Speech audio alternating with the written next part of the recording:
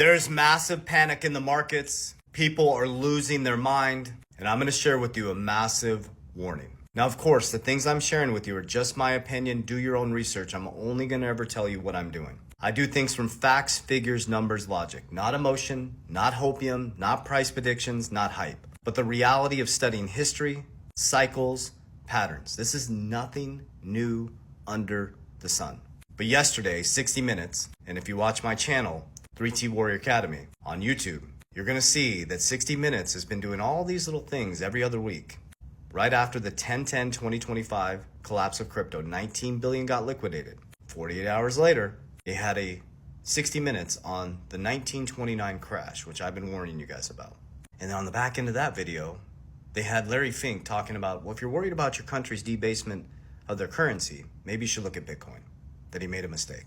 Then 60 Minutes did an interview with Steve Witkoff and Jared Kushner, who are traveling around the world making these deals for Trump. And they talked about the conflict of interest. Steve Witkoff, who, with Trump and his sons, and Steve Witkoff's sons, created World Liberty Financial, the new DeFi bank, decentralized finance, which is completely opposite of traditional banking, which also created USD1, the fastest growing stablecoin in 2025. So Donald Trump, Steve Witkoff, and their boys, the Trump boys, created a World Liberty Financial, decentralized global bank. It's called World Liberty Financial. Anybody can have access to it. Now, the DeFi protocol has not launched yet, but they did launch the stablecoin. Then Trump launches the Genius Act. And if you go read the gold paper for World Liberty Financial, they talk about saving the US dollar. Well, that's interesting. What do stablecoins use? US Treasuries. The Stablecoin Act, Boeheim stepping down, going to get Tether, the largest stablecoin in the world, 90% of the stablecoin market, and bring it into US through USAT, literally saved the US dollar from collapsing. So now we have the Genius Act, a stablecoin act, where stablecoins are easy to transact outside the central bank all over the world, use US Treasuries to balance out the market.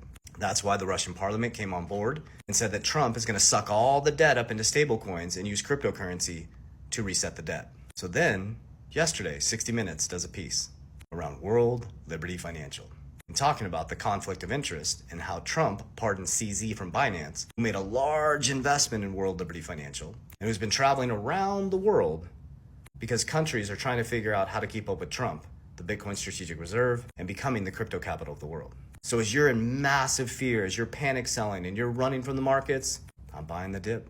Did the exact same thing in 2020. When SEC sued Ripple, people went nuts and went running out of XRP.